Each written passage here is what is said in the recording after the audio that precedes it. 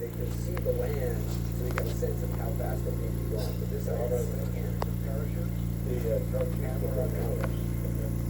So the way out the window is so they can't see the wall. Two good drone shoots. Next up, We copy, we see 'em. next up, the deployment of pilot parachutes that will pull the main chutes out. Time to splash down 3 minutes and 10 seconds. The drone is essentially designed to sort of stabilize the spacecraft as it's making its initial descent here in the atmosphere. The atmosphere does a lot of the deceleration for the spacecraft, bringing it to about 300 miles an hour. It's like on two roads. We keep the same on board.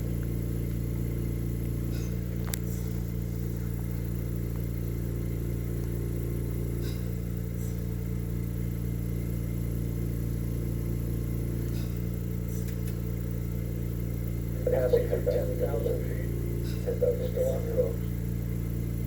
It's probably going 300 miles an hour, something like that.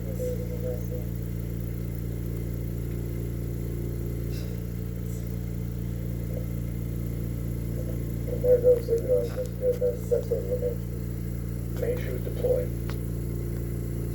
The main chutes will fully We're deployed, at 5,000 feet.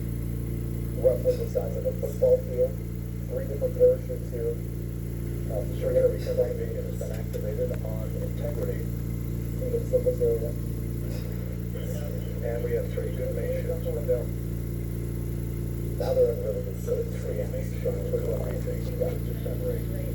These three good-looking parachutes.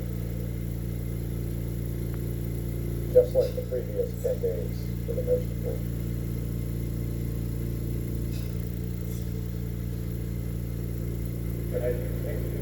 Integrity, cabin pressure indicates no need for hydrogen check. Integrity doctors.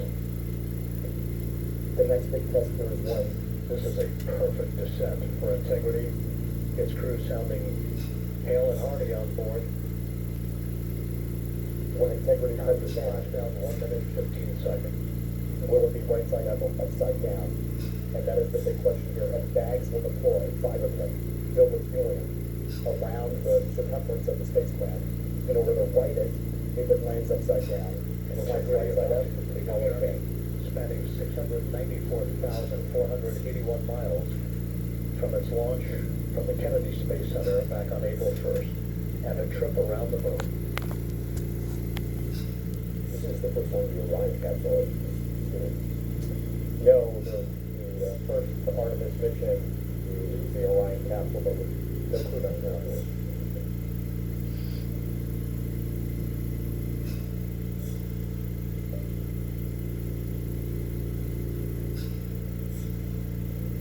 We're about a minute out to splashdown, and so far the timing has been really good. The estimate is that this would happen at 7:07 Central Time. Passing through 1,000 feet.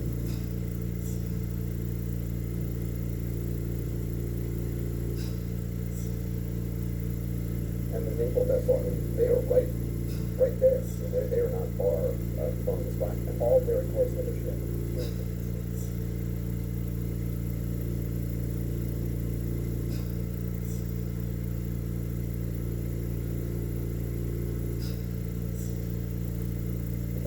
Wow, there's touchdown, there it is. Should be about 60 miles or so, I think, from San Diego. And this is the view from the USS John Norfolk. Splashdown, sending post-landing command now. Splashdown confirmed. So now they have teams who are already on the water who will go to them. They'll have divers who will check the outside. There are 4 Navy helicopters standing by on the USS John Norfolk. The 2 are camera ships, 2 are part of the recovery operation. The chapter of the exploration of our celestial neighbor is complete. Integrity's astronauts back on Earth. Incredible.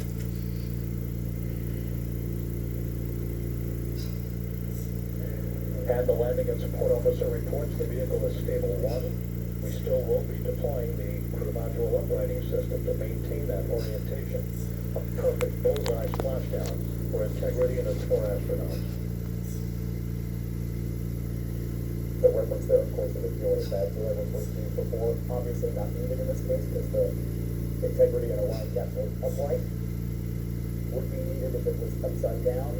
We're still going to do the test anyway on this long litany of milestones and tests on what has essentially been a 10-day long test flight of the space launch systems and the Orion capsule, paving the way to Artemis 3 in 2027. If anything here went wrong, this would have pushed the timeline. The unofficial splashdown time, 7:07 and 47 seconds p.m. Central Time. We'll get that refined for you. That would put the end of the mission at a mission elapsed time of 9 days, 1 hour, 31 minutes, 35 seconds.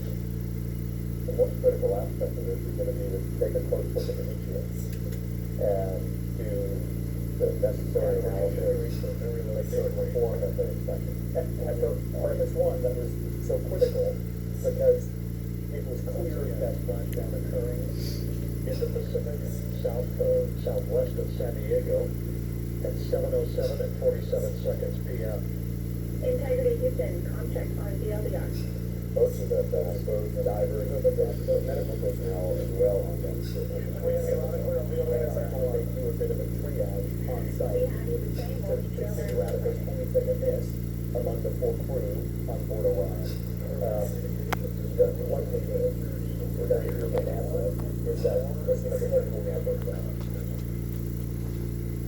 And there's a full medical team on the boat to check them out.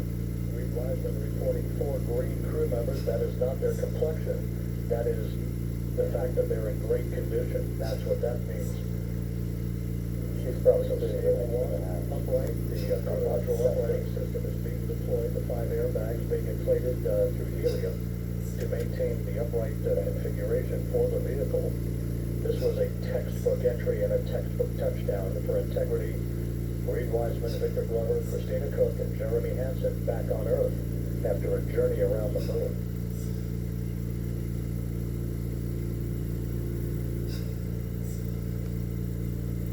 What is that? What's that feel like? I mean, after being on space, yeah, it's being on the water to just being home and having gone through a re-entry. I mean, they're getting the water, say, 20 miles an hour. It's like a 20-mile-an-hour car.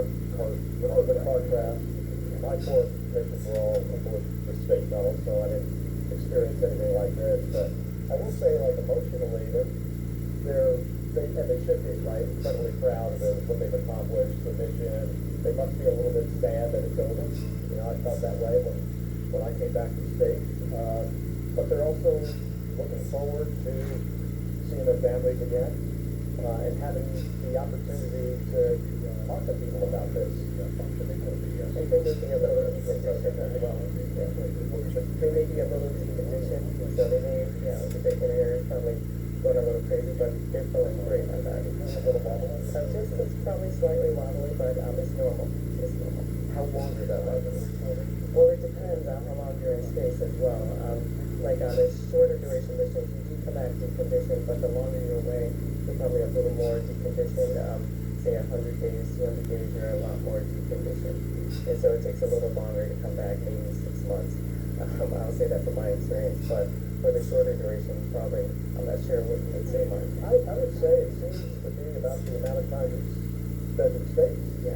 Is about the time it takes to recover. Because I know just speaking to my brother about this, he was in space for a year. He felt it was a year before he got back to Earth. Is that correct? You were saying it took you about 6 months?